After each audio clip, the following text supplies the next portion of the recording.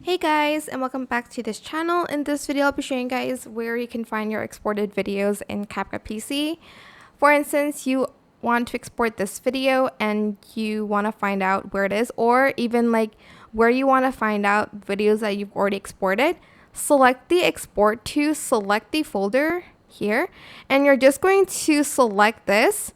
You're going to right click and you're going to select copy. Alright, and then I'm just going to select cancel. You can export this video and just select export. Then you can also open up the folder here. And you're just going to go to your files and you're just going to paste it.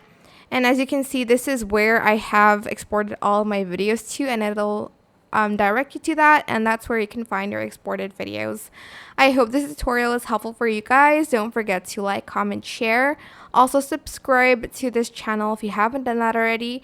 If you have any more questions, just leave it in the comment section down below. I will try my best to answer them all for you guys.